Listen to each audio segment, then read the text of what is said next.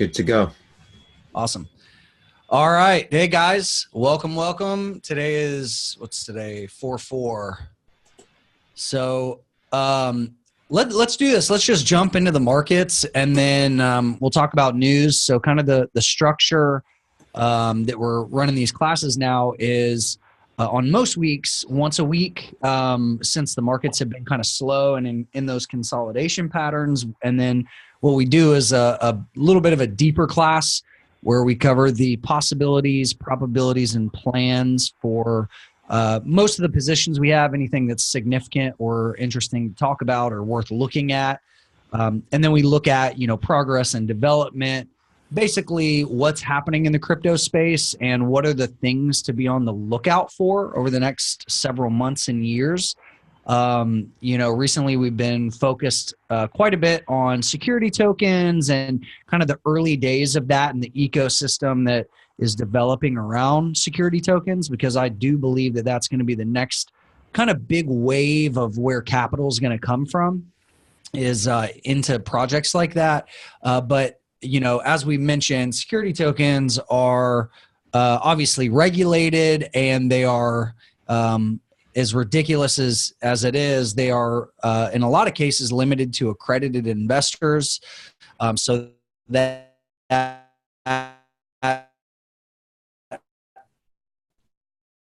eliminate a lot of potential.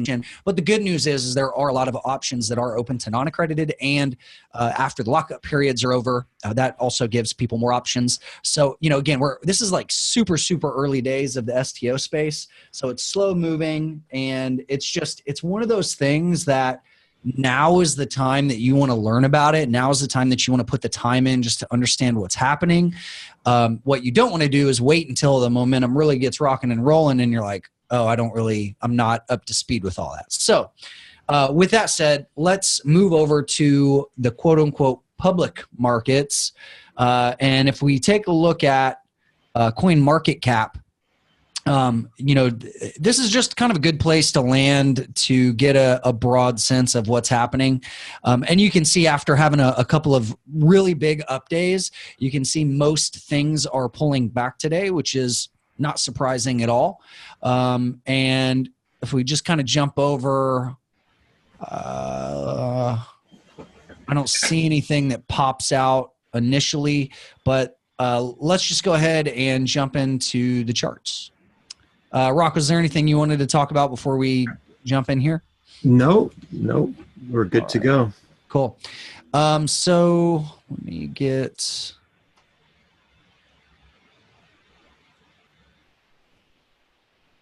There we go. All right. So just to kind of bring you guys up to speed. So a couple of days ago, we had the big breakout from the 4K multi-month resistance. Got some longs through here. And yesterday, I sent the trade alert, which looks like it was really close to high tick in this thing. This was the chart that I sent. Got some fills up here in the like 52, 5,300 area. And again, hopefully you guys kind of saw how, and nobody should be surprised by anything. It's very clear about the risk to reward, the plan, and you guys hopefully can see why I took some profit off of the table. My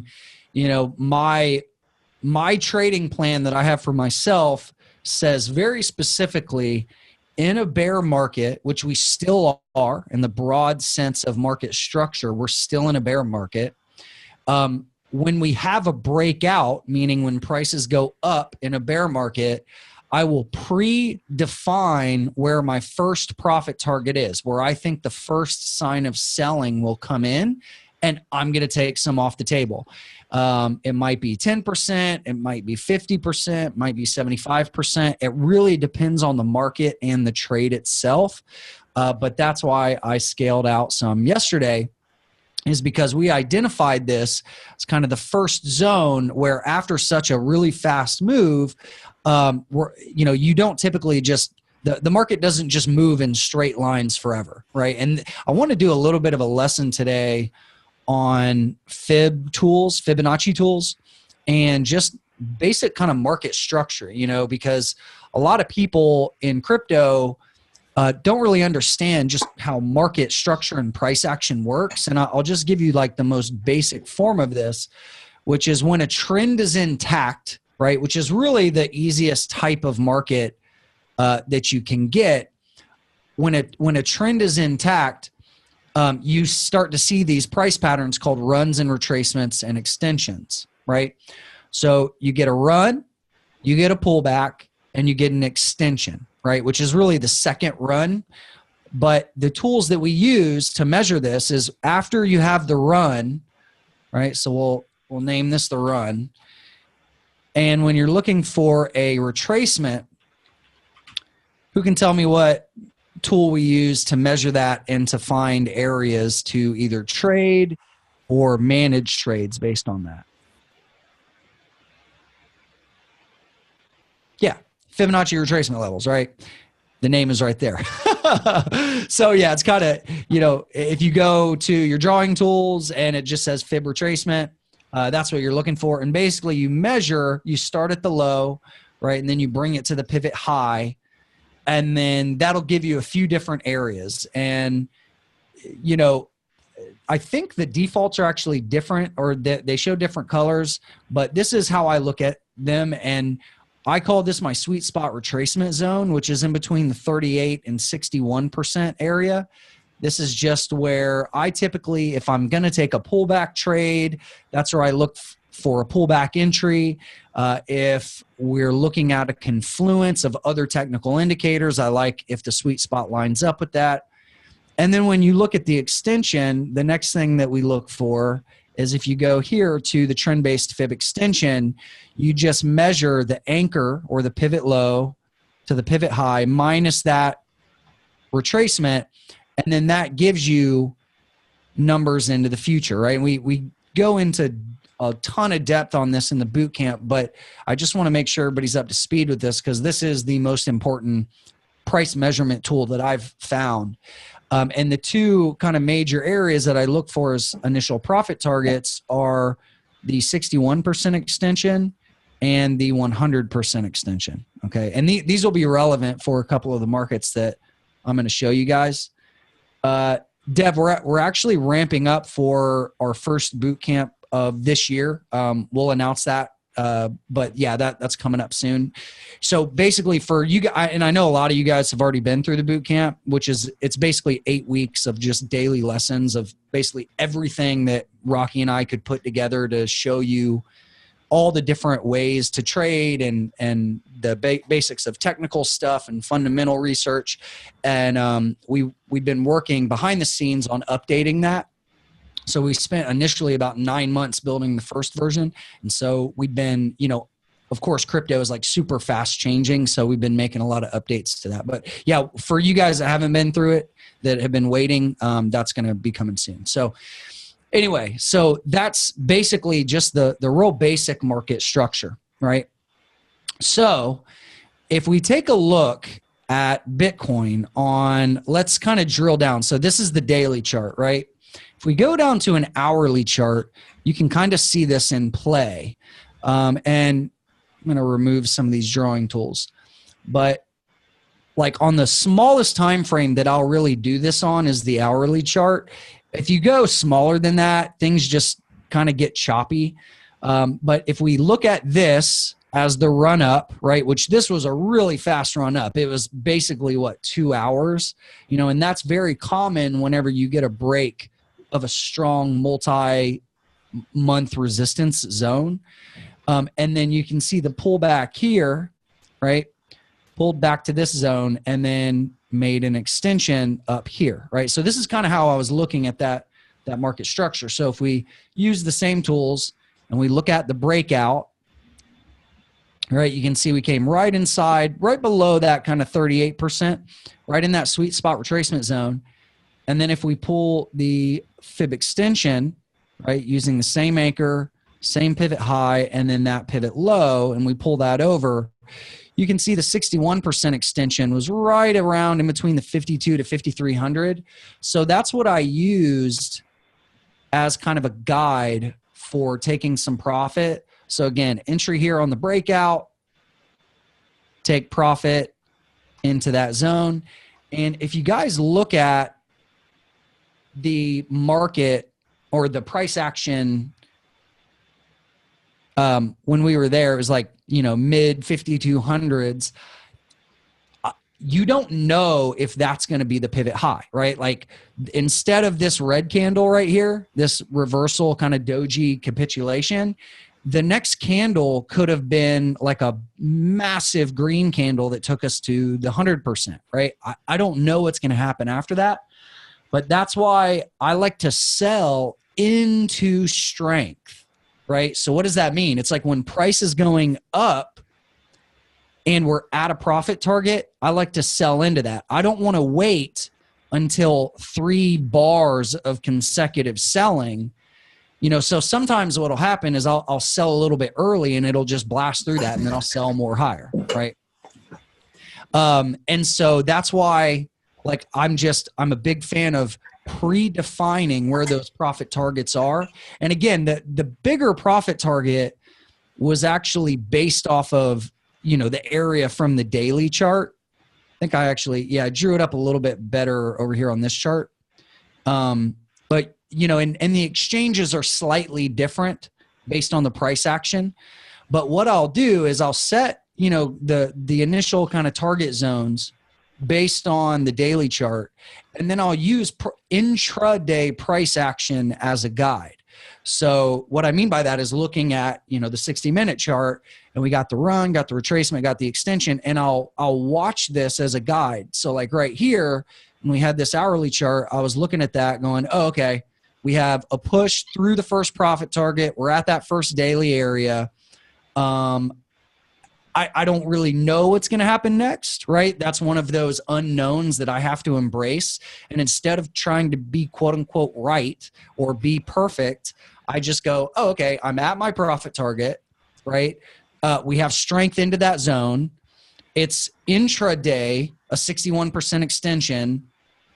My trading plan tells me to take some profit there, right? And it was actually lower than I was looking for. I only closed about a quarter of the position. And the reason why is we had strength and I was like, okay, well, maybe we'll get to the 100. But and by the way, position sizing and scaling in and out is a very personal thing. Like I know some people are very comfortable with being like all in, all out traders where they're like, no, I don't want to try to mess with scaling. I just want to be all in and all out. Where other people, really like to finesse that and take a whole bunch of orders and scale in like 5 or 10% here or there. For me, it's kind of a sweet spot. It really depends on the trade and it depends on my risk tolerance for that trade. But no matter what you do, the most important lesson here, guys, is like, have a plan, like write out your plan. If you're a visual person, like write it out or type it out and say like, here's what I'm thinking. This is my plan of action. And then when the market does something that falls in line with that plan, actually follow the plan, right? Like follow through with it and execute based on what you said you were going to do, right? That's the best way that I have ever found to manage trades, right? Whereas if you don't have a plan, if you don't like write this out or at least think it through ahead of time, and then the market starts moving, it's kind of like driving blindfolded, where like when the market really starts rocking and rolling, you're going, oh crap, and then you start feeling the nerves and you start sweating and shaky palms and all that.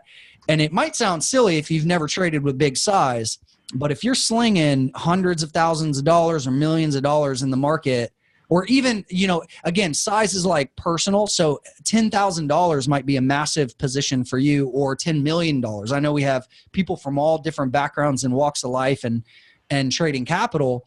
It doesn't matter, whatever that amount is that makes you nervous, right? And when it comes to position sizing, the way to grow is to constantly be like, kind of nudging that limit, nudging that comfort zone, not going so big that you can't think straight, but trading a size where you go, you know what, it's got me on a little on edge because I'm growing my size, right? That's how you grow as a trader.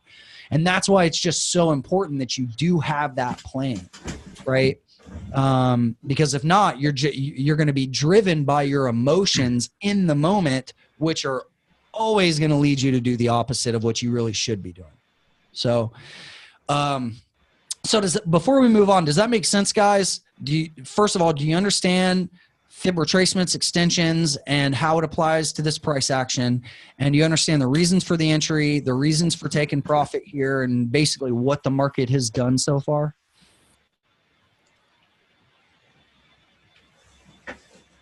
Cool. It's like strength training or any type of other training with position sizing and pushing the limit a little bit. It should be done gradually. It's not like someone's going to just try to bench 400 pounds right off the bat. Exactly. Yeah. What happens if you do that, right? You walk in, you're like, all right, I'm going to load 3 plates on each side. And then boom, it just crushes your chest. Yeah. You have to build up your emotional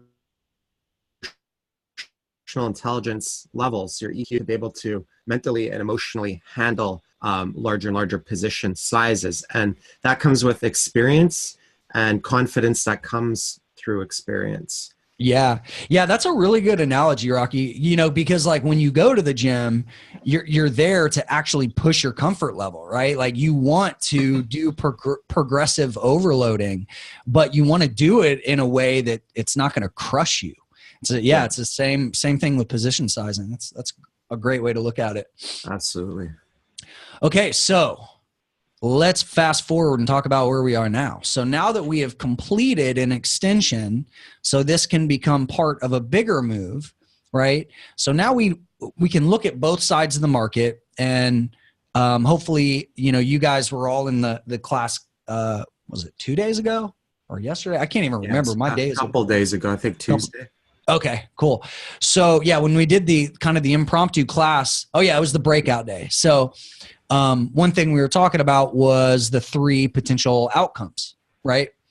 And the first outcome is a V top, right? Where, we get this kind of dead cat breakout in a bear market, and then it's met with heavy selling because there are a lot of bag holders in the market, right? So I'm not surprised to see a pullback from this resistance zone. The one thing that we're trying to figure out now is like, okay, now that we've completed an extension, is this going to become part of a bigger move, right? Like, is this going to respect this area and then hold up above the breakout zone, right? So here's the breakout zone. As long as price is above, I'd say like 42 or 4,300, then the breakout is intact, right? Now, if we get below kind of these lower pivot lows here, below 4,000, that's going to show that this breakout is no longer valid, right? But if we can hold up somewhere above here, that would actually be signs of potential continuation to the next zone.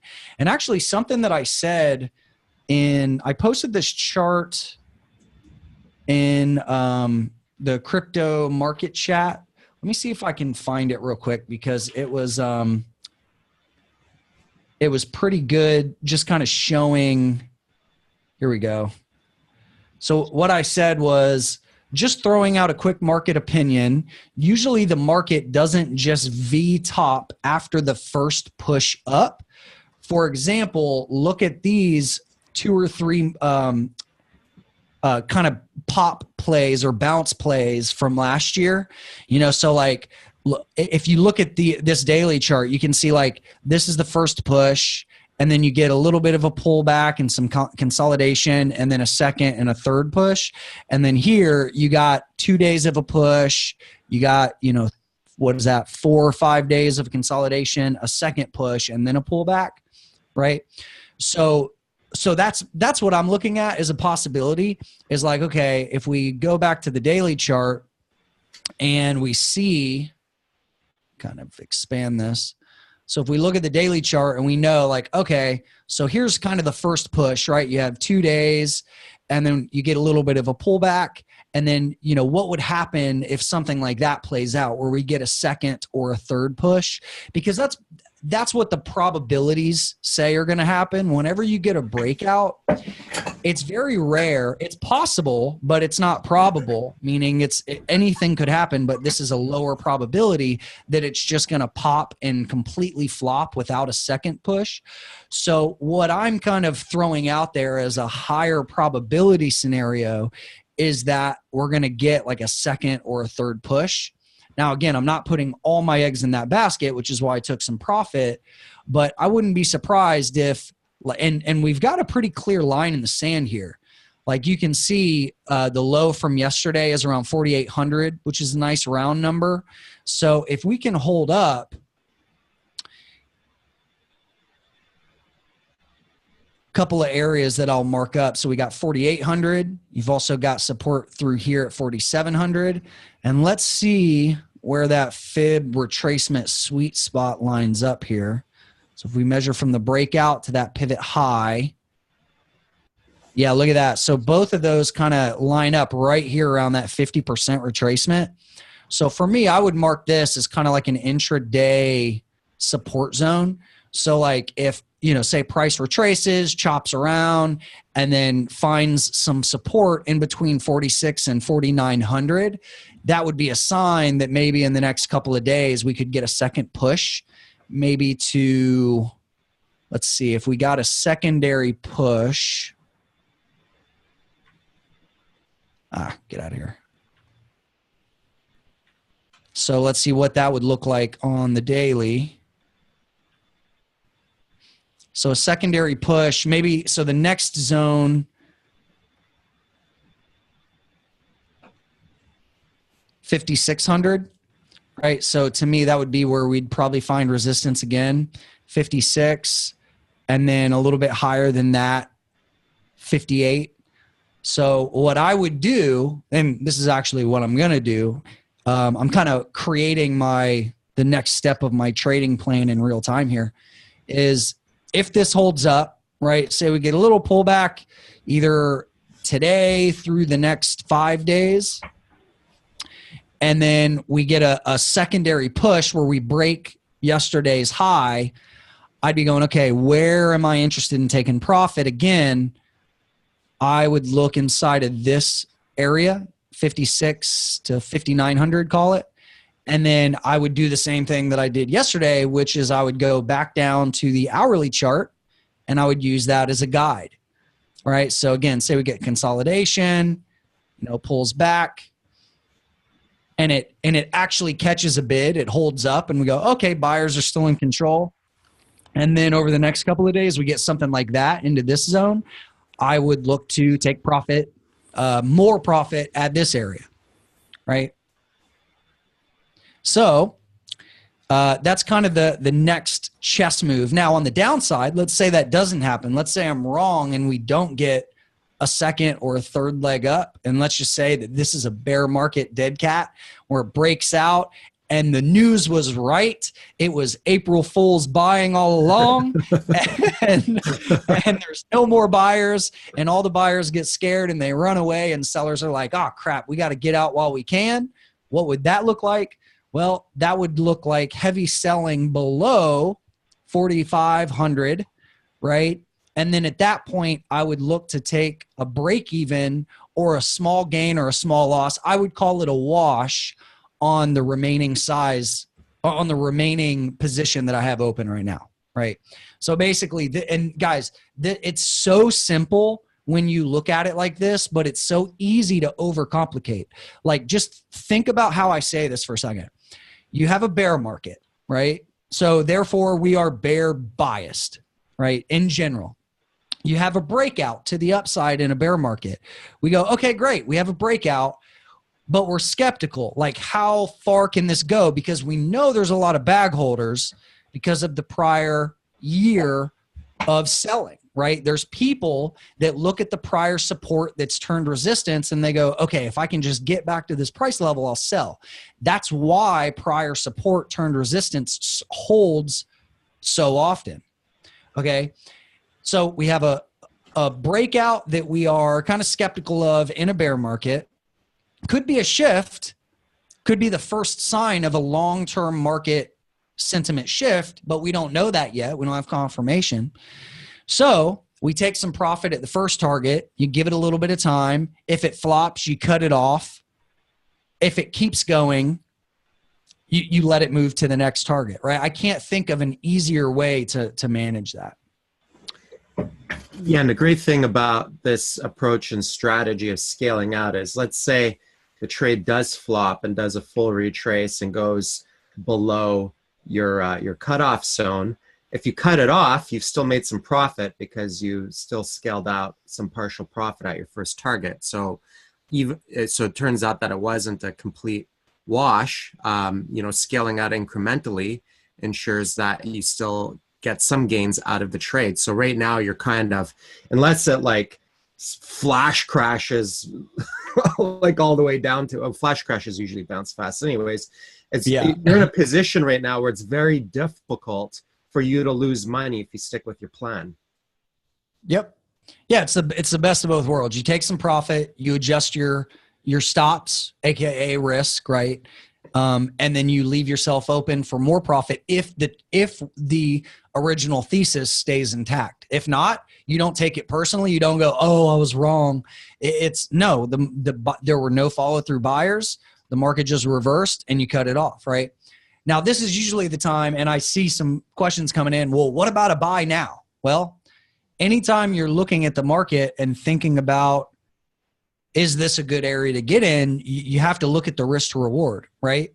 So, and this is why on breakouts, it's so important to try to get a fill as close to the breakout area, right? Like we had this drawn up way before the market ever even broke out to kind of show you guys what a good risk to reward scenario would look like. So it's like if you're risking, call it 10 to make 20% or 5 to make 10 or 50 to make 100, right? You're looking for some kind of reward to risk scenario that's in your favor. So, and this is a tool you guys can use at any point. If you're looking at a market and you're going, okay, well, should I buy, or is this a good time to buy, or where would a good entry area be? What you want to do is run a risk to reward scenario, right? So you can pull up like a example long position and say, okay, well, if I bought, let's just say at market right here, I'll pull it a little closer so you can see. So say you bought, let's round up to at 4,900, where would your stop need to be? Well, because you're kind of in the middle of nowhere, really the original stop zone back, somewhere behind the breakout level is probably wise, right? Let's be a little liberal with it and call it a 20% stop loss. And then if your next target is up in here, you can see that's kind of like a 1-to-1 risk to reward. So personally, I don't like flipping coins. I look for some kind of edge, right? And with breakouts, you have a probabilistic edge, meaning the odds are in your favor, and you have a money management edge sometimes where you can actually get reward larger than the risk, right? That's how Vegas makes its money. They don't care what happens on any single hand. The two most important metrics are win ratio and your profit factor, or we'll just call it reward to risk ratio, right?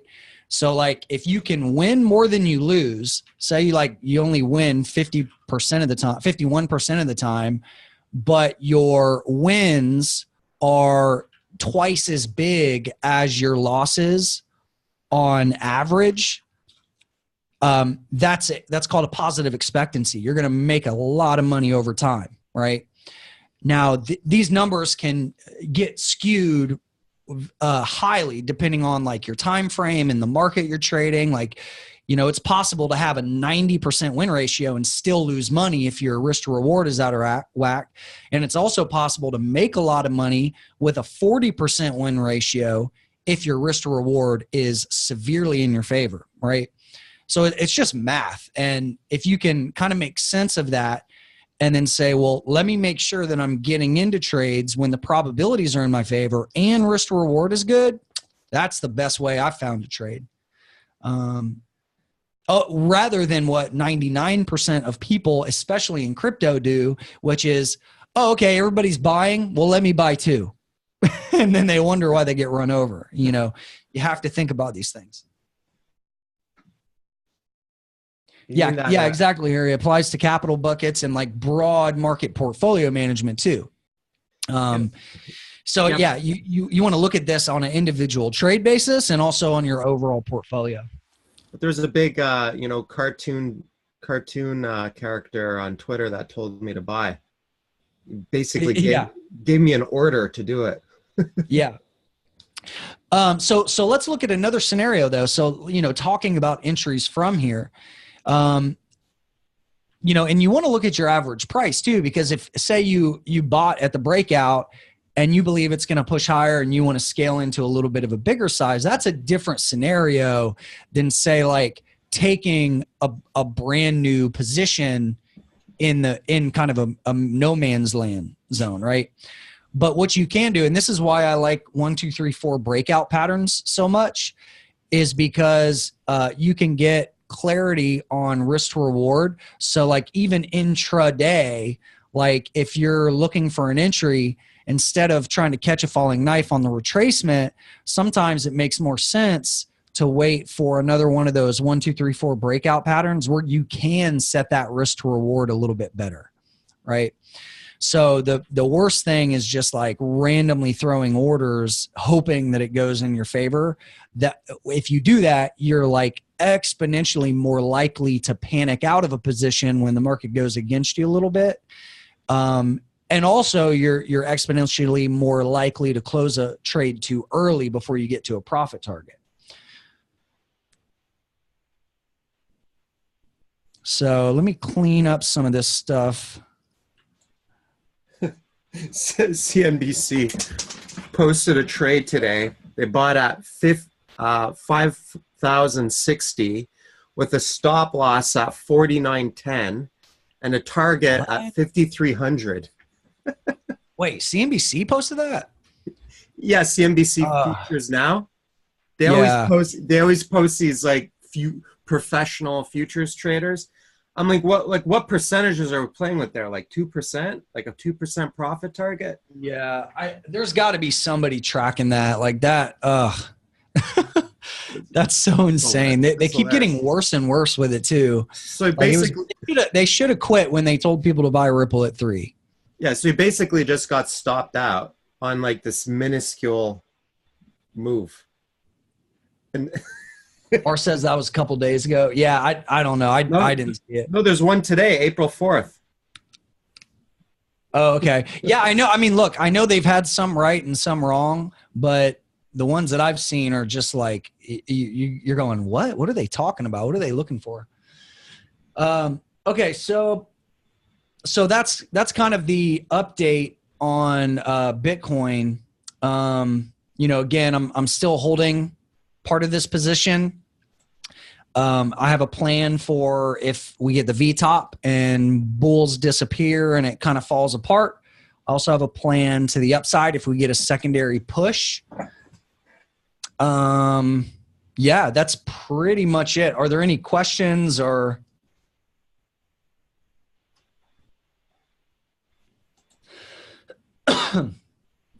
So, okay. And yeah, so that's my, you know, thinking of like trading as a chess game. This is kind of like my next chess move, right? This is like one step out.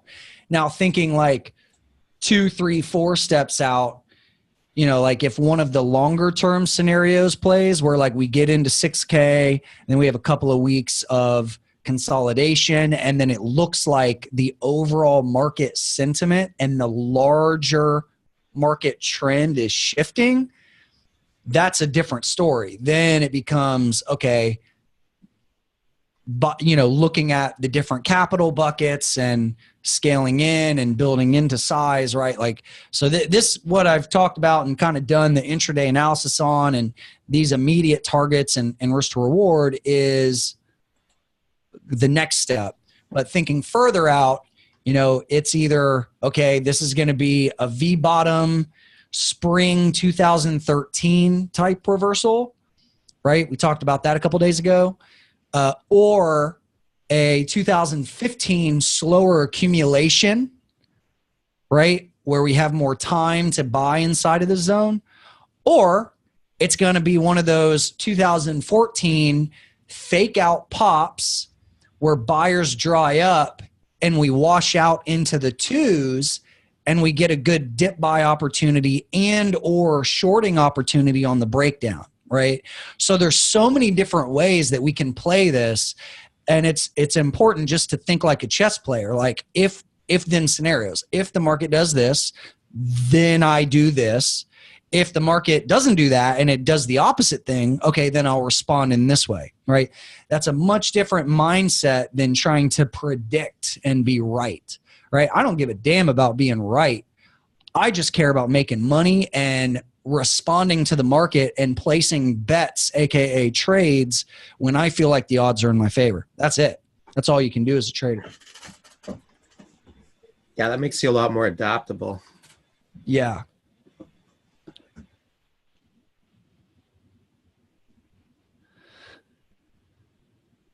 All right, let's see. Questions. If 4,600 holds, would it be okay? We talked about that. RK, what if we were thinking we want more BTC for a long-term hold? Having a hard time figuring out when would be a good place to get more.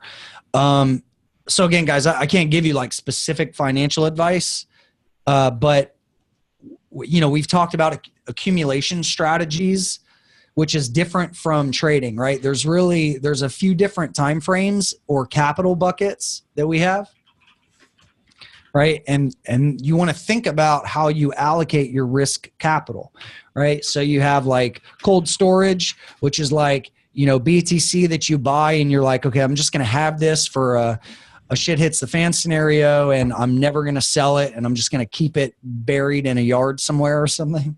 Then you have your position trades, right? Which is like your 2 to 3 year holds. Then you have your short-term trading, right? Which is either like quick day trades or swing trades, you know, like anywhere from 2 days to like 2 months, right? And then you have your like venture investing, right? Which is like angel investing or, you know, startup, which is like the, I would say, you know, it's a 5+ year time frame. So you want to think about this stuff, right? And when it comes to scaling in for either cold storage or position trades, this is just my mentality, okay? So I'm not telling you guys what to do here, but this is how I think of it. If I'm just looking to buy Bitcoin for cold storage and I know I'm never going to touch it, and this is kind of how I think about like gold too, is I just buy it.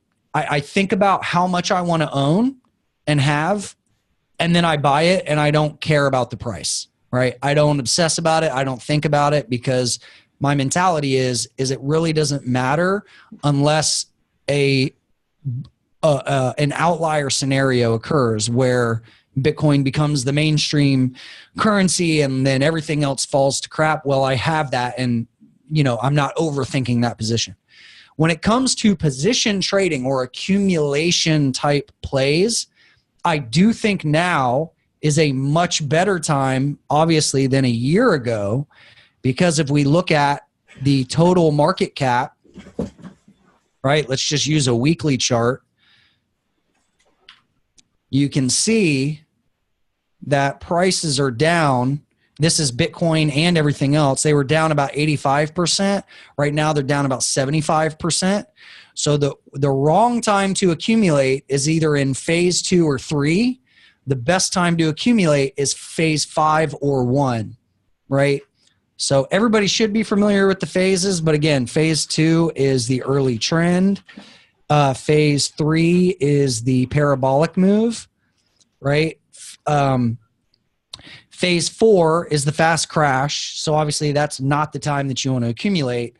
Phase 5, right, is kind of the most volatile moment, right, where things are still selling off, but you get big pops and flops.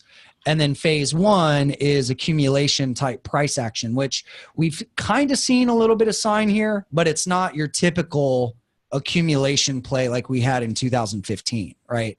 A true accumulation is where you have confirmed support, confirmed resistance, and multiple months of sideways action. So the way that I think about it is, if I'm looking to accumulate, I start by saying, like, how much do I want to accumulate, right? And then I ask, where are prices now, and how much could I buy now versus how much would I have left if price fell to X, okay? So like an example of that would be, and I'm going to copy this and take it over to Bitcoin. So let's say you're looking at Bitcoin here and you're going, okay, we could be accumulating. I don't know if this is going to be the all-time low, but let's just round off and say, prices are here at 4K. But we know that because we're in a bear market, we could get a breakdown to prior support. So if I'm looking to buy X dollars and it's $4,000 right now, how much would I have left if prices fell to 1,000? And then if I bought the rest of my capital at 1,000, where would that put my average price? And am I comfortable with that average price? And if you say, no, that's too high, then you buy less now and you wait for either a shift or a panic, right? And you either accumulate lower or you accumulate higher and you pay for confirmation, right? So you're either paying for confirmation or you're waiting and you're accumulating lower and getting a better average fill lower, right? Does that make sense, guys? So in the event that you don't know what's going to happen in the future, which none of us can predict the future, you just think of sizing and you think of average prices. It's very simple if you think of it that way, but people complicate it by trying to like force their will on the market and like trying to guess what's going to actually happen. I would imagine too, large hedge funds managing billions of dollars, if they wanted to build into a full size, it would take them a while, and there would probably wouldn't be them buying the exact bottom full size in one trade, right? Like there's going to be, there's going to be some drawdowns, there's going to be some averaging, there's going to be some accumulation. It's not just, flicking a light switch on or off, Yeah. And Travis just said never seen that ever. Always took us weeks to get into a full position, and Travis is used to placing position trades in the tens or hundreds of millions of dollars. So like it doesn't just happen with one entry. Yeah. So oftentimes it's like looking at the larger metagame. Yeah. Especially with the whole position trading that could last, several months to a few years. It's, I think a lot of it's all about the meta game, but ultimately it seems that, if people, for their investing strategy, if people stick with a basic premise or simple strategy of buying low and selling high, then, chances are they'll be doing all right, as long as they're buying a decent market that's just not going to fizzle and die. Yeah. Yeah. So here's an example. So let's say, you want to accumulate 100K worth of BTC, right? And you say, okay, prices now are 4K, right? And then you say, okay, well, I could see the potential for prices, like the bear case where I think prices could fall to if the bear market continues is 1K, right? And then you just back out the math. You say, okay, well, do I want to risk buying my full position at 4K? So 100 divided by 4, so 25 coins, right? So 100K at 4K. Correct me if I did that wrong. I'm terrible at basic math. But, and what would a drawdown look like, right? So if prices went from 4K to 1K, you're down 75, right? And we talked about on Tuesday, the big example of Tim Draper when he bought the $18 million worth of Bitcoin from the Silk Road coins, how he was down. What was he down, guys? I think it was like 75% in 2015. And he would have taken like a $10 or $12 million loss, if I remember correctly. And then what happened is because he was accumulating, he didn't panic sell. It was worth over $500 million with a B dollars at the height of the market, right?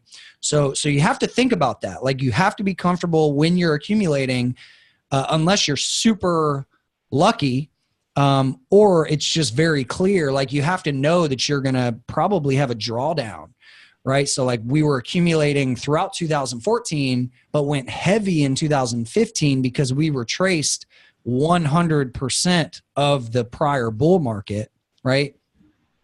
So let's say, another example here is like, let's say you do a quarter now. So, you want to do 25K divided by 4. So 25K at 4K equals, call it 6 BTC. And then when it falls to 1,000, right? So then you have 75K left. You buy 75K at $1,000. That gives you 75, or gross 81, with an average price a little above $1,000, right? So that's where like accumulation works better or averaging down works better when you're accumulating. Averaging down is not smart for shorter term day or swing trades, right? When you have a swing trade, it's like you want to catch it, have a disciplined entry, know your risk to reward, get in, get out. Accumulating is a completely different mindset and time frame and risk management strategy. You're truly thinking about like your average price over time. The only time that I would apply, let's say, a similar strategy on a much faster trade or time frame, or I should say not the only time, the last time that I did that wasn't an accumulation play, is when Bitcoin crashed down to $6,000 from the $20,000 mark. I had started in, I think my first entries were at 8,000. And then it went lower, it went all the way down to 6,000. I even got some entries at 5,800 on some exchanges. And then the Bitcoin that I bought at 8,000, I flipped into altcoins. And basically Are you talking about on this bounce play? Yeah. So that's one scenario where I averaged down on a swing trade. And okay, I got you. But it was a dip play. Yeah, it was like just a dip bounce play. And so it was, I mean, it took several weeks to hit some higher targets, but that's the only other time that I've really kind of done that approach, like in a trade. But mostly I'll only do that in accumulation plays, right, for the most part, which requires a lot of patience, right? It's like it's like watching paint dry. Oh yeah, literally. I mean, yeah, and that's why I think it's smart, like, for you guys to have some kind of trading log, right? Where you write, maybe you have a folder on your desk or computer, or however you like to stay organized, where you say, okay, this is my accumulation strategy and capital bucket. This is my short-term capital and accounts and trade setups and trading plans, right? When you separate it like that and you make it really clear, then and you set expectations, like actually write out, okay, I'm accumulating, prices could go down, this is a multi-year thing, I'm probably at some point going to have a drawdown, meaning if I'm buying 100K worth of Bitcoin today, it's going to be worth 80K in a year. Like, you have to be comfortable with that type of stuff, where the mentality and the approach for short-term trades is completely different. And like, you might be somebody that's saying, I want to do all of it and maximize my opportunity. Or you might be saying, like, I just want to start with one strategy and like learn, and then, add the others as I become more proficient. You just have to make that decision for yourself. Definitely. Yeah. So Bill's been with us for a while. He said, graph for the cycle phases, keep it simple. My strategy is to scale in, accumulate during the first phase. Absolutely. Phase 1 and 2, I should say. scale out in 3, exit in 4, get a hobby in 5. Yeah, that's a great way to put it, man. I mean, you know, and sometimes you're going to have days, weeks, and months where you're just super active, right? Where it's like every day there's a trade or something exciting happen. And then there's going to be other periods of time where things are slower and you just have to be okay with that. Yeah, get a hobby in 5 is really, really sage advice. Yeah, but here, you know what a good hobby is, Rock, is putting the time in to learn other facets of the business or building other income streams, right? Like, yes. I think a really good hobby right now, a really good investment of time is to learn about security tokens. Even if they're a slower moving market, even if you're not an accredited investor, like now is the time to learn that stuff when the markets are a little bit slower. And when, you know, after we've come off of a big bubble pop, prepare for the next cycle, you know, and that's going to be a part of it. Absolutely. Absolutely. Or, you know, or non-hobby related activities, build a crypto related business that'll, you know, if one can bootstrap a business in the industry when the markets are down, then it's usually, you know, smooth sailing when things go, well, I say that, except when exchanges start breaking down from too many people on-ramping onto them. And, you know, there's always growing pains, I guess. Even in bull markets. The good news is I think their tech is kind of caught up with the times. And it used to be real rough back in 13 and 14. I mean, even through 16, never mind. Yeah, it was like 4 years of hell. Like I remember when BitMEX first came out. Yeah. It came out in 2014, and in 2015, they're just starting out. They're super new. I'd actually even talked to Arthur on Skype. And they were like a nothing exchange, and now they're pushing billions in volume. They're one of the largest exchanges in the world. But they built that in a bear market. Yep. That's when the real development happens. And like, that's why I actually really prefer, this is going to sound twisted, but I prefer bear markets to bull markets aside from the money making part, because there's less trolls, there's less idiots in the crypto space. There's more like signal and less noise, right? There's more real development happening. And there's just more time to think, where when the parabolic moves happen, it's just all insanity, and there's little time to do anything other than be barraged with. Anyway. Okay. So Yanni asks, thinking long-term accumulation, would you wait for the market to decide which direction it wants to go before starting to scale in? The 3 possibilities you mentioned. Yeah. So that's where paying for confirmation comes in, right? It's like, if you wait for a confirmed bull market, kind of like, you know, back here in 2016, the first sign of a confirmed bull market was through here, right? So here you're paying for confirmation, even if you didn't accumulate with us in 2015 and you just waited for the first confirmation, the first higher high, the first higher low, first consolidation period. And say maybe the first time you even bought was here on the breakout, you're paying literally twice the price, but you have confirmation that the trend is intact. And while $400, $500, $600 seemed expensive back here, as you can see, I mean, that's just the start of a larger trend, right? And that's what you're looking for. You're not accumulating thinking, okay, I'm going to make 30% and flip out of this. You're going, okay, I'm looking for the multi-month, multi-year cycle, right? Yeah.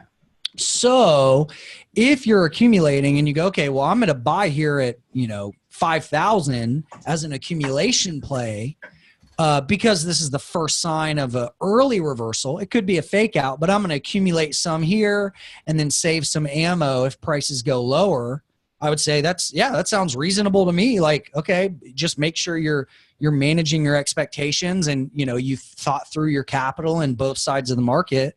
But if you're saying like, hey, I'm going to buy here at 5K with a stop at 4K, hoping to get to 5,600, then I'd say you might want to rethink your risk to reward on that one, right? It's all, you have to think about entries and position sizing in the context of what the trade or investment actually is. Is it true accumulation? Is it a short-term trade, right? Or, and maybe this is a good time to transition to altcoins. is it a super early altcoin that just got listed on an exchange a couple of months ago, and there's a probability, who knows what it is, but there's a chance that it could actually go to zero.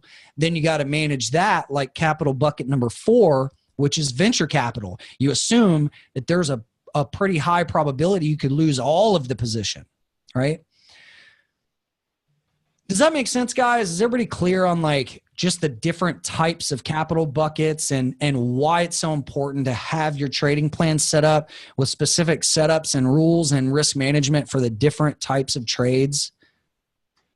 Is that helpful? Is it confusing? Any questions, comments on that?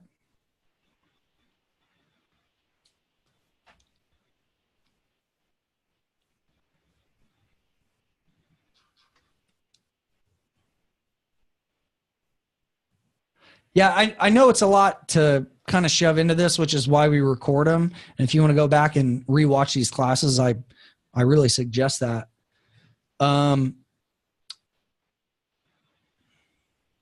Retless One asks, Chris, on your breakout trade from Monday, you had limit orders placed above the current BTC price of the breakout zone. My question is if you place limit orders to buy higher than the current price, wouldn't that limit order automatically get filled?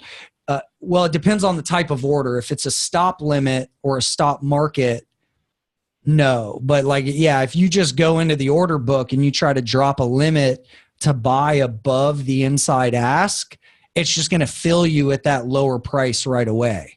It's going to give you that lower price. That's why, yeah, it's really important that you learn the different types of orders and you become like very intimately knowledgeable on the trading platforms that you're on, because different exchanges offer different types of orders. And even like, take Coinbase, for example. Like if you're just going to buy on Coinbase versus Coinbase Pro, or Kraken versus Kraken Pro, like those are completely different experiences as well. So yeah, you definitely got to learn the basics of order types and how to place orders, and then go in there and just play with it. Take that. That's the beautiful thing with Bitcoin is like there's no, at least I think on most exchanges, there's still no minimum trade size, or if there is, it's really small.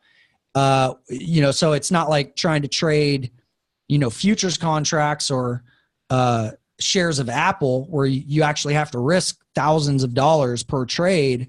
With this, you could buy $5 worth of Bitcoin just to kind of play with the orders and get confident with it, right?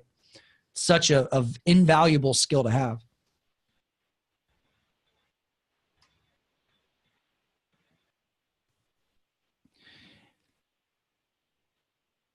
All right. Okay, so let's go ahead and do this. Let's jump over to some of the altcoin charts.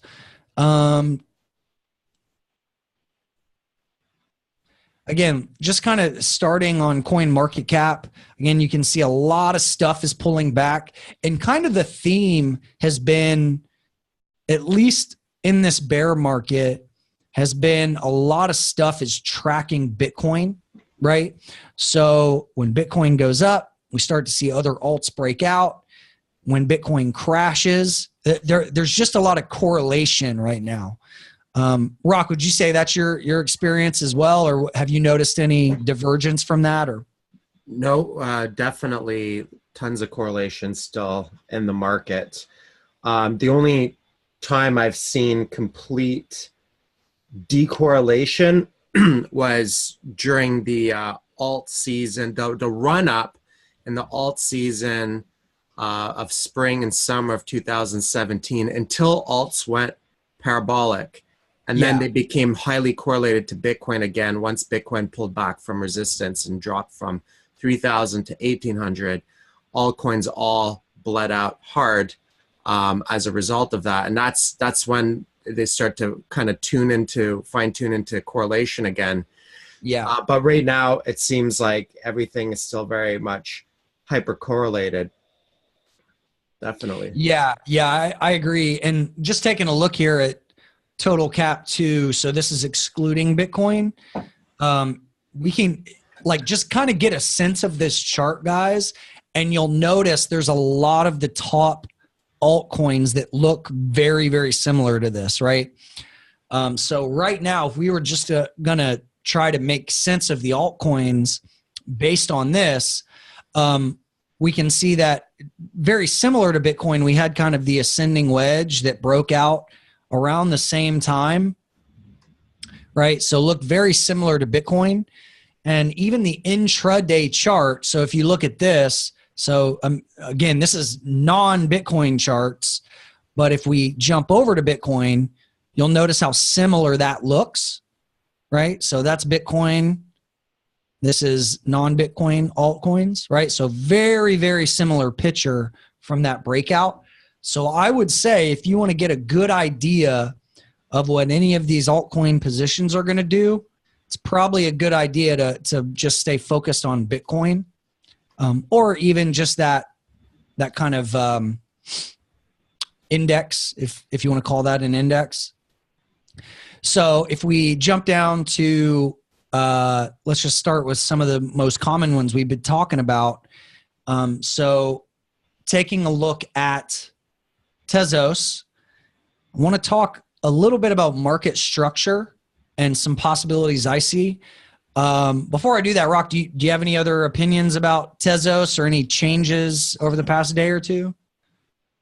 Yeah, on that pullback, I completely rage quit. No, I'm just kidding. No, Did you light your car on fire? Yeah, I lit my car on fire. Nice. No, my opinions are pretty much the same. We're still seeing a lot of growth in that ecosystem. Actually, well, one interesting news thing is that Binance had acquired, I think it's Trust Wallet or something like that, which is it's a phone app wallet for crypto, and Tezos got listed on that. So to me, that's almost like, Coinbase listing Tezos on the Coinbase custody.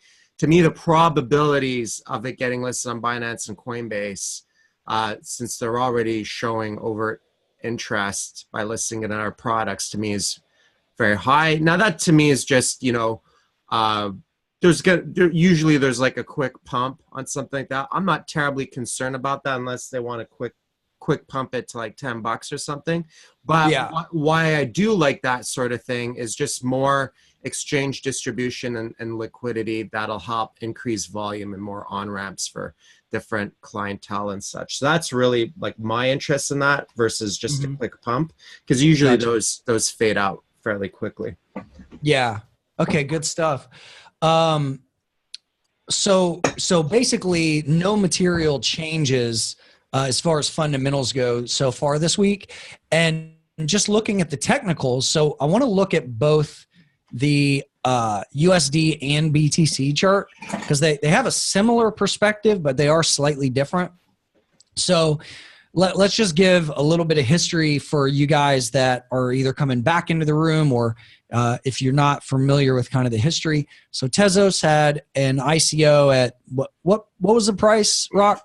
20 or 30 cents? The initial was 40 cents. 40 cents, in, for the bonus, and then it was 50 cents.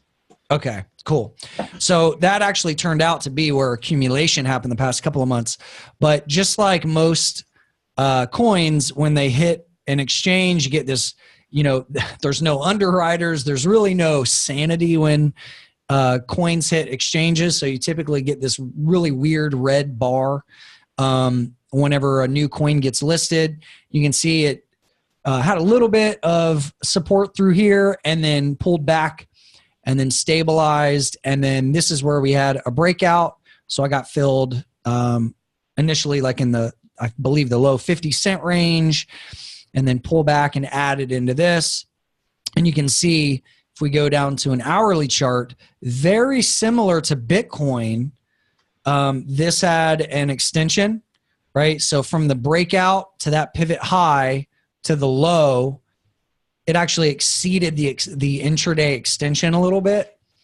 And then right now, if we look at the larger picture, so if we look at basically the lows from accumulation to the high, and we look at the sweet spot from that, you can see the 38 to the 61 on the USD chart is somewhere around prior resistance turns support, right? So around 65 cents up to 85 cents. So I'd say in between 65 to 85 is support.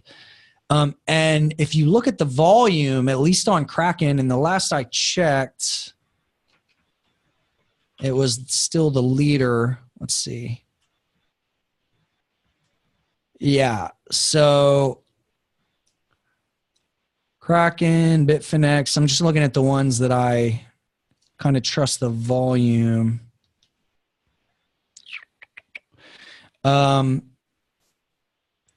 So yeah, so you can see increasing volume still, which is kind of interesting. That's what you want to see for early signs of a trend. And as I was kind of thinking through this morning, what I was looking at as possibilities is this trend is either going to stay intact and develop into a bigger overall pattern, right? So say we're either going to respect this resistance turn support or balance somewhere above the breakout zone, right? So if we fall back below like 60 cents, to me, that would be a failed attempt at a bigger trend, which is a definite possibility, right? That's possibility number two is like, volume starts to like fade off here and we get back below the accumulation range or into the accumulation range, I should say. Or if we hold up at this support zone, so like we've had that big push up, we get a pull back inside of this zone, and then we start to ramp up for an extension, and then we basically break out of this major resistance zone that we've been talking about for a couple months now, of in between like $1 and $1.50, right? If we break out of $1.50, then that world looks like something where the media starts picking it up and it gets on a much bigger stage, which it kind of had with the Coinbase custody stuff. But that would, you'd probably start to see CNBC and all those guys start talk about it. I don't know if they have already, but that's kind of what happened to Ethereum in the early days.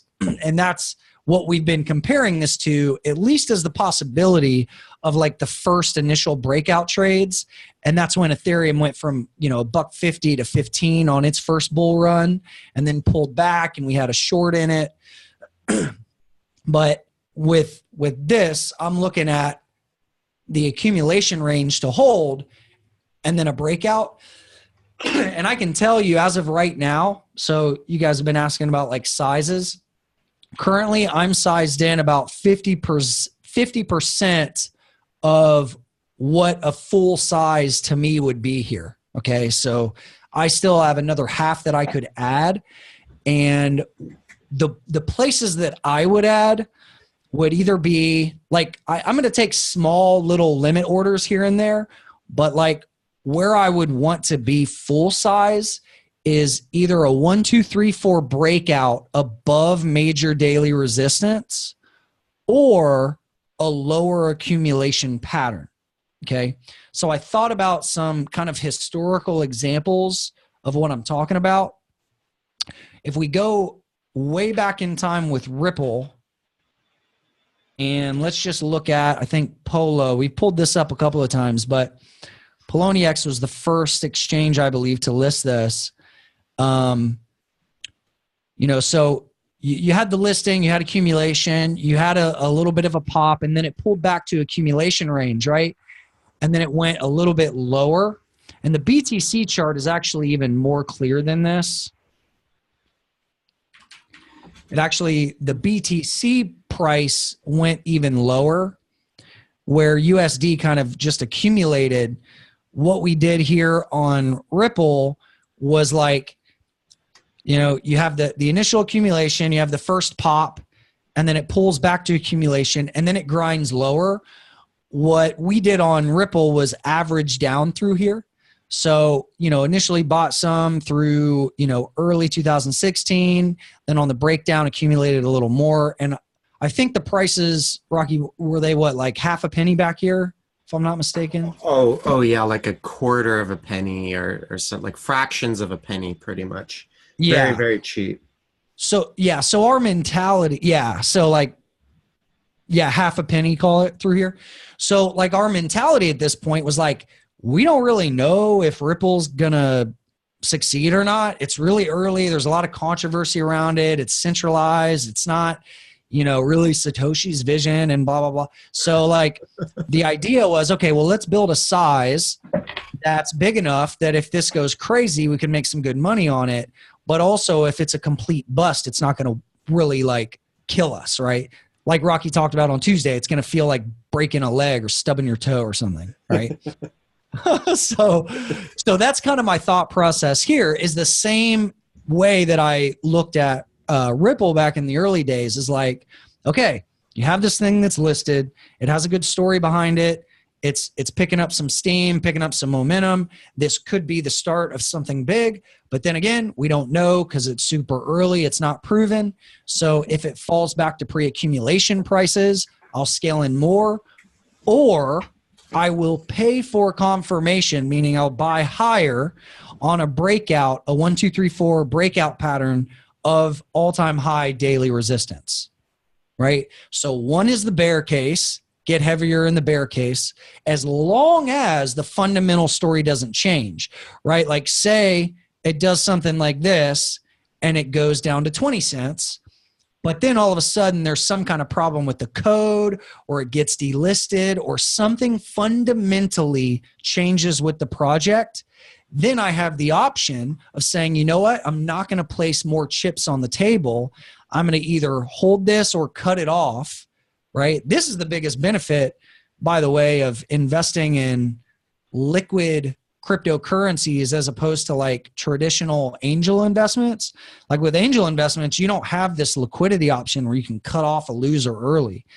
So like if something doesn't materially change and it's just like, oh, okay, say Bitcoin continues selling off, therefore like altcoins have bearish pressure and we get lower prices and I still like the project, yeah, I'll probably average down and build into a bigger size and get a lower than ICO average fill, right?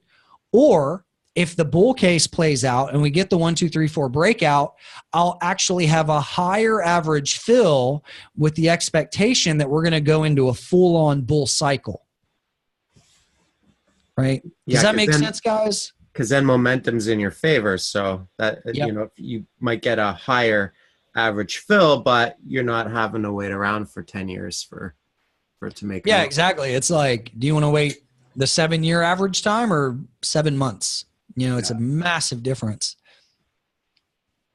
Did I lose you guys on that, or are you guys clear? Like, if that made sense, just write clear in the chat, or if you're confused, write confused.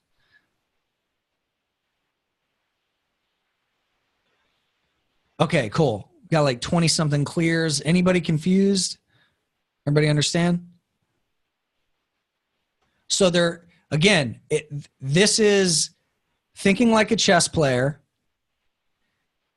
thinking about the possible outcomes, having a plan for each, removing the stress of trying to be right? Trying to be some Twitter genius crypto trader.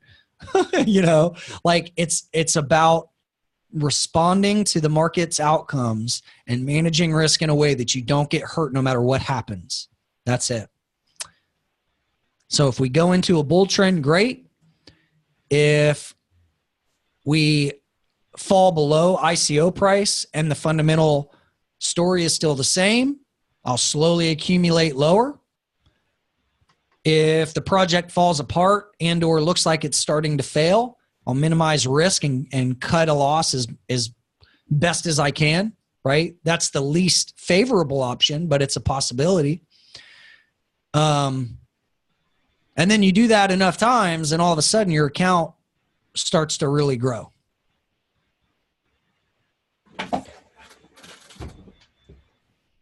Zal says, I just want to buy XTZ, but I only got Binance and Coinbase. So here's what you do, guys. If you're ever looking at a coin and you want to figure out what exchanges to trade it on, just go to CoinMarketCap or any of the websites that offer this information, and then look at the markets and see which exchange is trading the most volume. Now, this used to be a lot more reliable. Now there's all these like crappy exchanges faking volume. So make sure you know the exchange or you trust it. So like I haven't traded on BitMax. I don't really know much about BitMax. Is anybody trading on BitMax, by the way?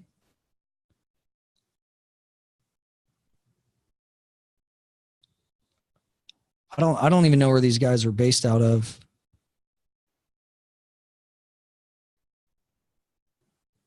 Yeah. So anyway, so yeah, so Kraken is the first one that I see that and I use the word trust loosely. Bitfinex, if you're a non-US citizen.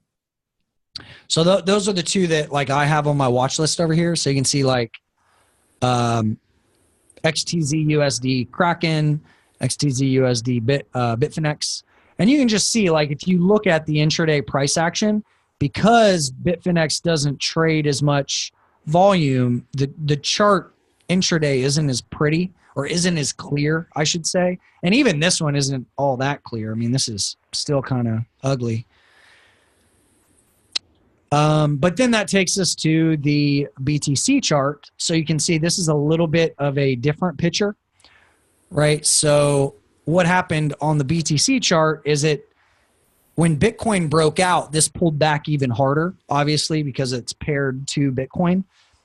So came up into basically the all-time high resistance, retreating off of that. But I would say as long as we are above this zone, right, this is kind of like major support.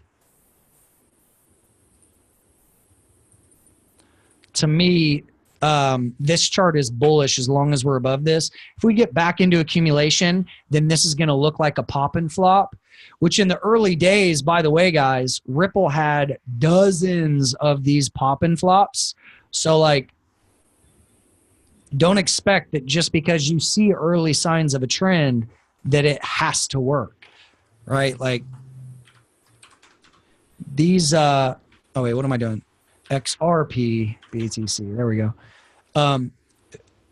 If you just go back and look at the daily market action prior to the 2017 boom, you can see how many of these pops happened where it was like 2 and 3 day pushes, but it could never get a 1, 2, 3, 4 breakout pattern on the chart.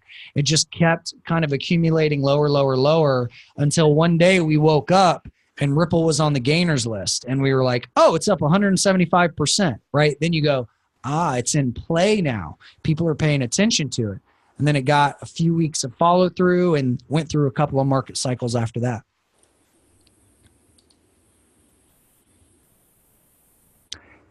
Yeah, so that's all I have to say about that. Rock, anything you want to add? One interesting thing on a fundamental note with the Coinbase custody. So obviously, I think they're going to take like 20% fees off of the baking. It's for pretty much like financial institutions or institutional investors, I should say. So like mostly corporates. There's a $10,000 application fee, and there's a minimum $1 million purchase. This is for the Coinbase banking? Yeah. Baking? Yeah, or not purchase, deposit. Yeah, so they can only deposit a minimum of $1 million. So obviously, it's for like bigger players who want an insured custody service.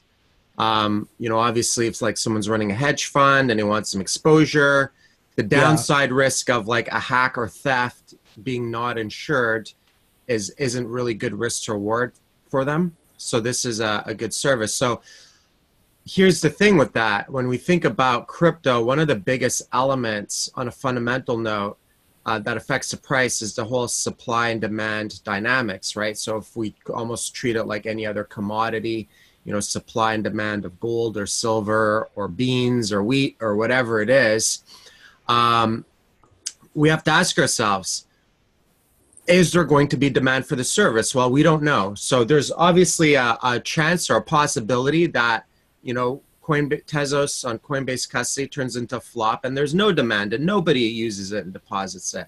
To me, I think that probability is probably a lot on the lower side. What I think is a higher probability is it will turn some eyes and some people will get some interest because of the easy passive returns that they can get with the staking with minimal work. And if that's the case, then we're looking at a lot more potential future buying pressure, because we're not necessarily dealing with small order blocks. We'll probably see a lot of order blocks happening OTC, but 80% of the Tezos right now is currently just all locked up in baking, and it's people are kind of disincentivized to sell too early unless they're just kind of actively trading on an exchange. So to someone's question, like a few days ago, someone asked, well, why don't I just sell into resistance and buy a dip and get more Tezos? I mean, I can do that. I can certainly do that and try to time the market and stuff with Tezos. I personally would rather do that on other markets or other coins, predominantly because it takes about 35 days for a new baking cycle to start. So if I suddenly start pulling my Tezos off of my cold storage and I put it onto exchange, if I get more Tezos and then I put it back in cold storage, I have to wait another 35 days before I start getting baking rewards again. So it kind of pauses the cycle. It's kind of like, in some ways, it's kind of genius that they designed it that way, because it almost like incentivizes a bull market, or it kind of creates the right conditions for one anyways. But so yeah, like restricted supply, right? Makes it harder to panic sell. Exactly. So I kind of, those are like on the fundamental levels as far as like supply and demand dynamics. That's kind of, what I've looked at in relation to Tezos. Aside from the tech, that's one of the elements that really interests me. That is really interesting. Have there been any other projects you can think of that had similar fundamental dynamics like that? I mean, I know there's some other smaller proof of stake coins where you actually have to lock coins into a baking cycle, and I don't like those as much because it's too much restriction. I can't recall if Cosmos does that or whatever, but I know there's a few newer projects where they're like, okay, you'll get X percentage reward, but they almost treat it like a GIC or something, guaranteed investment certificate, where you have to like lock it up for 2 years or whatever. Well, that doesn't give enough flexibility to me as an investor. I like the idea of there being some kind of delay penalty for withdrawing my funds and going to sell or play the markets. But I don't like the idea of like, oh, you have to lock it in and you cannot move your funds. Because obviously, if the markets go up high enough or we see something parabolic, then obviously I'm going to have to take some profit off the table. I need that flexibility and freedom, because it's hard to time the market based on, synthetic time constraints and restrictions, basically. So, yeah, I know Dash had some early success with their nodes and the economy, based around voting and distributing funds to nodes and stuff like that. So it's always, these, if anything, I mean, this is just a really interesting experiment in like, I guess just like how people respond to financial incentives. Yeah. And it's like always changing, because like market conditions are changing. So like as soon as you think you have it figured out, it's like something different happens. It's super weird. Yeah. And the crazy thing too, like one of the reasons why I went in a bit heavier on Tezos is because it kind of, aside from all the other fundamental reasons I talked about in the past, is it kind of fit the strategy that I'm going for in this cycle. So like I'm incentivized just to hold versus holding other things. So, just the passive returns alone, and I don't have any intention of selling any of that, realizing any of them until there's more liquidity, more volume, and higher prices that are a little bit more appealing to me. But just the passive income alone right now, even at current prices, is, it's like a low middle class salary. You know what I mean? Like, so it's pretty good. It's a good incentive to be a hodler. Cool. All right. Well, let's take a look at some other stuff real quick, and then we can do some Q&A and wrap it up. Not a whole lot to talk about on BAT, basic attention token, which is, tied to the Brave browser. Other than on the BTC chart, pulling back, kind of at a pivotal zone through here, right? If it breaks down back below, then the next zone would be prior support. So I've been scaling into this, but again, I'm not treating this as a trade. For me, this is just, it's a real product, right? The Brave browser is a real product that I think has potential to take market share from Chrome and Firefox. So just being patient with that one. Don't really care what happens in the short term there. Looking at some of these other coins, I know we talked about Ethereum. On the breakout day, one thing I was saying is, I would personally, before I take like a trade on this, I'd want to see a 1, 2, 3, 4 pattern, kind of similar to what I drew up here, where you get the push, you get the pullback, you get the retest, and then you get the breakout. So like say over the next week, like price holds up and then starts to squeeze into this area again, then all of a sudden you have an opportunity to minimize risk, meaning like pull your stop behind whatever this pivot low is, so if it's here, so be it, and then what you can do is base your sizing off of how big that stop is, right? And then kind of the next zone, we did some measured moves and some Fibonacci stuff to the 250 zone, which has been historically just kind of an emotional price number for Ethereum. And then from there, kind of a pie in the sky idea, or I should say just the second profit target if we get a big reversal would be the 400 zone. So I am watching that one, but I'm definitely not trying to rush in and get chopped out. And there's a lot of other coins that kind of look similar, so just kind of keeping my eye on that. If you want, I could jump into my Hive investments. Go for it, man. Some interesting little news tidbits too, as far as market sentiment is concerned. So I kind of wanted to show that just to kind of mark that down for historical purposes to see how market sentiment plays out. So in relation to Hive, basically I asked myself the question, I was like, okay, so I have a tax-free savings account and retirement investment account, and it's all self-managed. And so I asked myself, well, I want to buy something that's like a fund or a stock that is correlated to the crypto markets. And there's one mutual fund in Canada, but you have to go through, it's not super liquid, you have to go through the whole accredited investor rigmarole to be able to invest in that. Obviously there are the OTC markets with the Bitcoin Investment Trust, Zcash Investment Trust, Ethereum Investment, ETC Investment Trust, all that kind of stuff. But unfortunately, I can't buy any of those, the pink sheets and tax-free savings account or registered account, predominantly because they just don't allow OTC trading there. Only New York Stock Exchange and Toronto Stock Exchange. So I found this gem. It's basically a mining company. Apparently they used to do gold mining, but they've got partnerships with Genesis Mining. They bought a bunch of mining gear from them, and they also bought some mining gear for cash and also in exchange for shares. So Genesis Mining, which is one of the world's largest crypto mining companies, they produce hardware as well as mining facilities.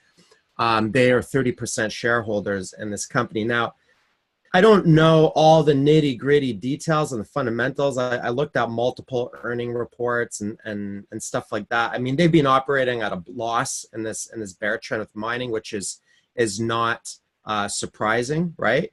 But I'm not looking at it immediate price action based on the current bearishness. I'm looking at it when the markets pick up, their war chest of Ethereum that they've been accumulating through mining, and so on and so forth, will appreciate, and we'll likely see a lot of correlation here. So when I look at this, you see this huge parabolic rise. They start a little bit earlier before crypto and Bitcoin. So it's not like completely correlated like on the nose, but it's correlated enough where it had a massive push around that time and then crashed with the market. It didn't have the same level of volatility that the other crypto markets have. So it's not like it's completely following the chart, but you can see that after a massive drop, it started to pick up slightly higher lows. It's kind of testing a resistance point here. The thing dropped about, dropped about, 96%. If I go down into the smaller time frames with this, you can kind of see like small continuation patterns. And this isn't like a very liquid stock. I think they push like maybe 1 million in volume or even a little bit under. So it's not extremely liquid. Okay, so 1 point. Is that trading on the TSX? Yeah, Toronto Stock Exchange. Okay. So about a little over 1 million in volume. So it's not like super liquid, and I'm not going, absolute nuts on size or whatever. Well, you can't really go nuts on size because tax-free savings accounts are actually capped in how much you can put in them. You can keep adding to them every year. But you could kind of see it had like multiple breakdowns and throwbacks to retest. And I bought a little here as a starter position. It's probably going to have a retest or throwback here. And there was about 30% starter size position, and I'll add to it to get into a full position. If it does end up going nuts with crypto, it could take a while, and I'm okay with just holding it too till it plays out. If it even wanted to dip and do a double bottom or whatever, I would add and just kind of start to accumulate for an average fill. But let's say in the event that it kind of pops off, for me, I would probably, let me just, I kind of like the idea of making it worth my while and going for something like a triple. Actually, let me just do this, measure from the top, measure the bear trend. So if it were to come up to like this major point right here, which you can see a lot of some resistance and some support, like there was a bounce and then there was some resistance right around here. That's not quite a triple, but it's almost a triple in that general zone. And so I would probably, if that did end up happening, I would likely sell half or more than half of that position to realize some tax-free gains on that. So that's pretty much my Hive play right now. See how that plays out. It's a longer I'd call this like slower cooker type thing. Other interesting things is you'll notice a slight uptick in Google Trends looking at Bitcoin, right? Like I said before, one of the most not interesting, but one of the main key dynamics and the fundamentals behind Bitcoin and crypto is the whole supply and demand. So obviously you can see when Bitcoin was going parabolic, was going nuts, Google searches were going parabolic. We see a very strong correlation between people searching for Bitcoin, user interest, and buying pressure and buying demand. And then it tapers out. And then when, just like it tapered out here, and then it starts to uptick and starts to slowly make higher lows and get cooking. So if we go on a smaller time frame here, let's say the past 90 days, you can see it kind of like had this breakout out of this range, just like any other chart. And then you can kind of, oops, sorry, I looked at 90. Look at like a 7-day. Something similar popped, and now it's like having a throwback, retest, resistance, support. Let's see if that holds up. So it just shows that there is this as well as other metrics like maybe social media and stuff. It just shows possible user interest as people, look at it. Then you have other interesting news events such as Elon Musk. He declared himself the CEO of Dogecoin. And then he tweeted this, Dogecoin rules. Look how many likes this got, okay? Like people, this is like anyone who's got a sizable following on crypto Twitter has never gotten this level of likes or retweets on any crypto related anything, right? So why is this interesting? Well, this is interesting to me for a couple of reasons. there's, like I said before, there's two types of celebrities. There's the ones who are the smart, what I would consider the smart money, as in they're the innovators and builders, and they get in and they create trends, right?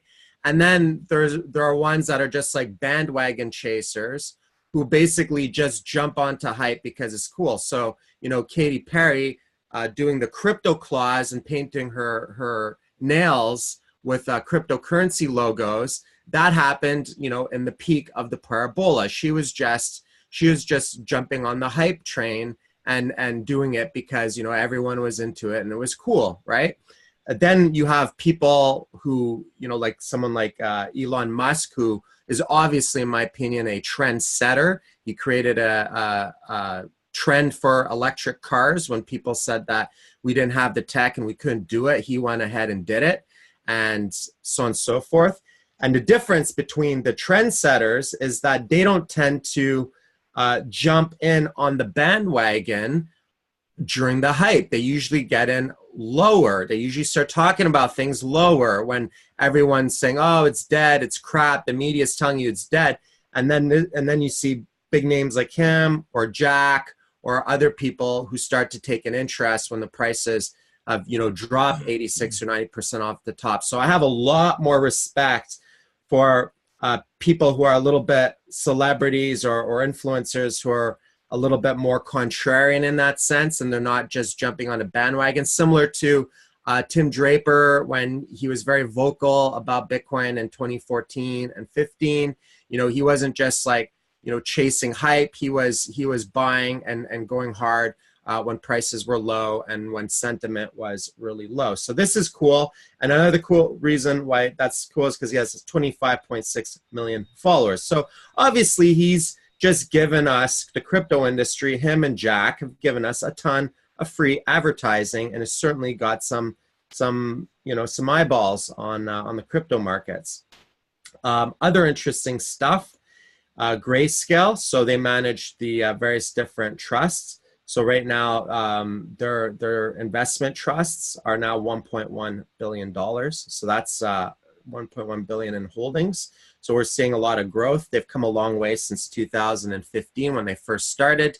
For anybody who doesn't have the background information on that, they created the Bitcoin Investment Trust in 2015. That was the first one. It's basically trading on the OTC penny sheets. But it is to 2015 what Bakkt is today to 2019. Basically, there was delays on it. They kept saying, oh, it's coming out in 2 weeks, 2 weeks. So, you know, then that became a meme, you know, 2 weeks, registered trademark type of thing. People are kind of memeing that. That was, you know, the big hype of 2015 because it would be pretty much one of the first tradable investment vehicles on Wall Street that wasn't just buying crypto directly. So that's why it was really exciting. So it's come a long way and it's grown since then. And one more thing that I want to add in relation to market sentiment. So, you know, we know if you look at the overall charts, you know, you see peak mania, you see the disbelief, you see greed, fear, all that kind of stuff, blah, blah, blah, blah, blah. When you look at the charts, one of the very first signs of a bull market, I'm not saying that we're going to necessarily pop off and build up momentum. Like I said before, I think it's going to take a lot of consolidation to make each level up. You know, Bitcoin might end up consolidating for several months in the current range before it breaks out above 6K or whatnot. And that's fine. I'm okay with that. That shows that the trend is healthy and that, you know, the price growth is organic. So that's fine. But usually when you have the first signs of bullishness after traders and investors have been battered so hard and every single bounce play that gave folks hope was just a dead cat, eventually people become very cynical. And so when you start to break out of accumulation ranges and produce the first series of higher lows and higher highs, often it's met with disbelief, right? I'm not saying we're necessarily there. Disbelief isn't a fast process. It could last months. You know, maybe we end up doing that for the next year and we're in that disbelief phase. So it doesn't necessarily mean we're just going to hit a fast reversal. Obviously, if you look back to Bitcoin, it took a long time to make each level up and to reclaim all that territory. But if you look at the general news, which I find really, really funny. So Bloomberg recently is like, Bitcoin is surging again, just ignore it, right? So they're fishing for reasons. They're like, they don't understand the reasons. Like sometimes some people are saying, oh, there's a narrative. It was an April Fool's joke that did that pushed to 88 billion. I mean, anything is possible, but you know, usually the people who are causing the breakouts, the initial breakouts, are whales that are pushing millions of dollars worth of market buy orders in order to do that. And then bots jump in, and then the rest of the investors and traders come in, or maybe people also have, limit stop orders like what Chris did, which I would kind of almost consider like a bot. There's like an automated trading happens after there's an initial push up, and there's a cascading effect, and it can build momentum and so on and so forth. So unless, you know, the whales that push the breakout are absolute dumb money, and they just like, you know, pound that buy button with their fist worth of millions of dollars worth of buy on rumors, you know, Twitter rumors and pump news. I don't know. That just seems a little bit, it feels like grasping for straws. And I feel like the media always grasp for straws for a narrative. They're always looking for a why. You know, like, why did the price go up? Could it be that Bitcoin dropped 86%, it's been consolidating for 3 or 4 months in a low, tight range, and that it's been grinding up against resistance, and now we're coming into spring season, and suddenly it just pushed and popped? Could, you know, they don't never really want to look at any technical reasons behind it. You know, maybe with traditional companies and macroeconomics and stuff, you might have a little bit more weight behind the why. And sometimes with Bitcoin and crypto, you do have actual news events that can trigger it, black swans or, you know, bullish news events and stuff. But for the most part, I kind of think this was grasping at straws a bit. So this is very, very cynical. It's basically saying there's no, it really doesn't matter. The spikes and the unjustified bursts of optimism are best ignored. Without the hype that often accompanies cryptocurrency spikes, more of the questionable coins would die out faster, more dodgy exchanges would fail, and more scammers would move on. Meanwhile, work would continue to iron out the blah, blah, blah, blah, right? So now CNBC's said, don't buy Bitcoin, warns wealth manager. We're likely going to see cryptocurrencies collapse. So this guy's basically saying that it's all going to die. What we're going to see most likely is that we're going to see cryptocurrencies collapse.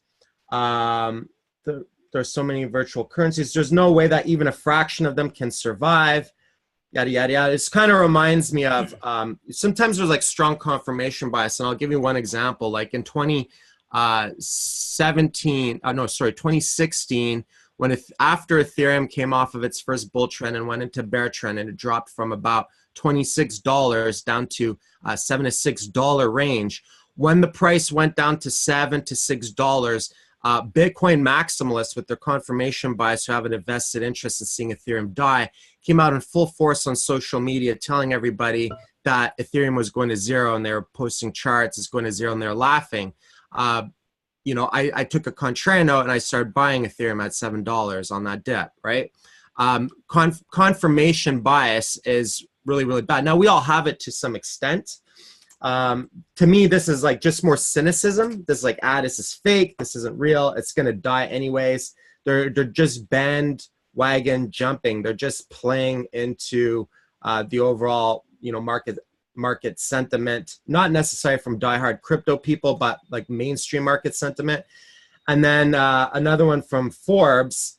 The Bitcoin market bull is already over for these coins, and it just, you know, basically just kind of reiterates the same thing. So somewhere out of the blue, all the major financial news outlets just kind of hash the same kind of opinion pieces on how it's all crap, it's all going to die, don't get too excited, so on and so forth. So I just wanted to talk about that. Doesn't necessarily mean that the bear market is over, but it's something to make note of, that there is a sense of skepticism and disbelief in the current market sentiment with the mainstream.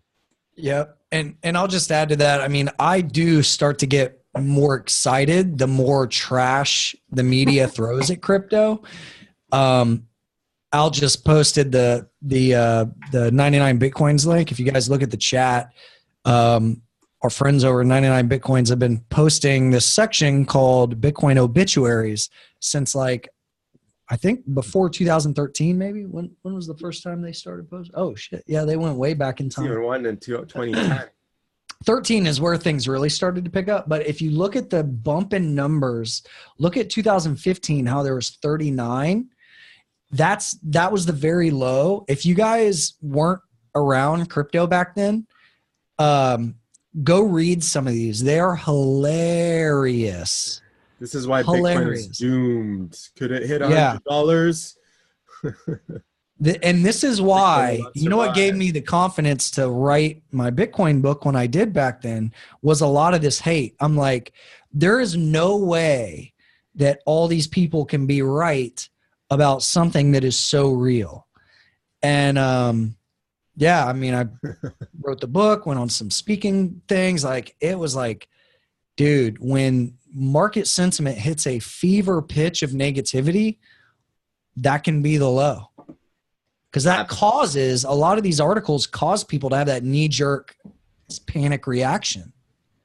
Absolutely. Absolutely. Kind of just almost becomes very, very cliche. And I would say that, you know, for anyone who wants to do like a mainstream media market analysis, to just like go to Google search and take out certain, you know, use the tools to look at specific time ranges and just type in, you know, Bitcoin, see what kind of news comes up, see what kind of news came out during the parabola, you know, during the hype and the mania. We'll see what kind of news was coming up in 2015 and 16, so on and so forth. And it's just really, really interesting to map it all together. And then check out this site, go through this site, look at all the times people declared it as dead. You know, the one thing, this is one thing that Chris and I were talking about the other day, is that the one interesting thing with Bitcoin and cryptocurrencies that's different than a lot of other markets is that you're actually, the supply and demand dynamic is directly correlated to the adoption of a new technological paradigm, right? So just how you see like S-curve, like for me as a contrarian, I'd much rather talk about S-curve's technological adoption when the prices are low than to, you know, smoke some S-curve hopium when we're at $20,000, right? You know, people are throwing out the S-curves. Oh no, we're going to 100K because of adoption. It's like, you know, like, yeah, I agree that there's the S-curves and such, but you know, you gotta have good entries. You gotta have good timings. Obviously, like the parabola led to the bear trend, so on and so forth. And it's not just gonna happen overnight. But the thing is that 2017 to me gave us a taste of what the mainstream can feel like, because it was the most mainstream that crypto has gone. And for anyone who was in crypto prior to that, watching the user growth metrics, watching like pretty much like most crypto OG accounts were blowing up, and follower counts, and there's just a massive rush of new users coming in. And the biggest rush came in on the parabola at the 5 minutes to midnight type of thing. And yeah, it's just so that's one interesting thing. If you look at cell phones, right? When we had cell phones, you know, in the 90s or whatever, you need a bloody satellite phone with a huge battery pack or whatever. And then, you know, in the early 2000s, you start to see more and more people having cell phones. And then first BlackBerries came out, and people in government and business were using them as like the first kind of smartphones and stuff after the, you know, before that was like Nokia. And then we just started to see that growth curve accelerate to the point where it's like most people are operating and managing many elements of their life through their cell phone, which is basically just a mini computer. And obviously we've seen many stocks and the equities market do well as a result of tech booms and stuff like that. So they have their boom and bust cycles as well. The only difference with crypto and Bitcoin is that it's a little bit more decentralized. So it's more of a a pulse on the entire ecosystem. It's like its own ecology or economy in and of itself, which has companies using it and growing with it, versus just, it would almost be like if you could, instead of buying shares in a cell phone company or whatever, if cell phone towers were somehow public and open source, if you can buy, some kind of commodities linked to the towers and the actual infrastructure of the technology, that would to me would be the difference. Obviously you can't do that because it's mostly just companies and stuff building those, and sometimes with government subsidies. So anyways, all that to say, supply demand dynamics, user growth metrics, it's definitely worth paying attention to Google searches, social media stats, stuff like that, to see an uptick in user interest, because that's basically just new money coming in. And for me, like I said many times before, I personally don't think we've reached market saturation, which is why I'm still bullish. I think there probably will come a point where we hit market saturation. I think we need to see at least 500 million users to see market saturation. Like if you look at other big tech trends or whatever, I think Facebook alone has 1 billion users just on one social media platform. If you were to look at how many people in the world actually use the internet or social media in general, now we're talking billions, right? So this is, or how many people in the world have cell phones, now we're talking billions. Now, we don't necessarily know if Bitcoin will service that many people, if it's, it is a fairly niche market, but I think the next on-ramp won't necessarily be die-hard crypto anarchists holding their own private keys.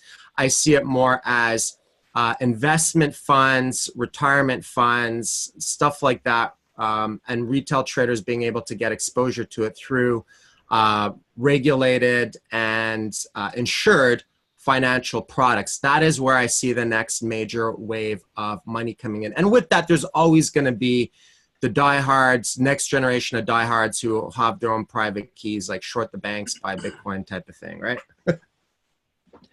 Yes, sir. So that's right, pretty much it. Yeah. Yeah, we've been going for almost 2 hours now, so let's go ahead and wrap up the recording. Before we do that, just curious. So I know a lot of you guys were with us last year in the Cayman Islands. We did that, 5-day all-inclusive event. We were thinking about doing something else this summer, and we were thinking about Southeast Asia, maybe somewhere out there. Anybody be interested in doing something like that this year?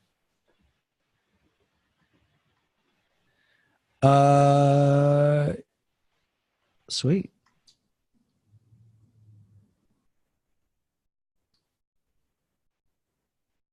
Zhao Myanmar. Yeah, I was there a couple years ago. So that'll probably be something appealing to some of our students on the other half of the world. Maybe some of our Aussie students or students in China or Japan, or even actually probably even a bit closer, even for some parts of Europe and such as well. Yeah. Yeah, we're kicking around some ideas and some dates and stuff. So I'll let you guys know. But we had a blast last time, and the feedback was really good, and it just worked out. And I feel like a lot of people gained a lot of knowledge from being there. So yeah, we'll let you know what we're thinking and where we're thinking, and maybe do a survey and figure out where we could pin down a location and best dates and things like that. So. All right, guys. Well, hopefully this was helpful. I know we covered a lot. If you guys have any questions, feel free to chat us up in Discord. Otherwise, we will see you guys soon. For sure. Take care, folks. Cheers.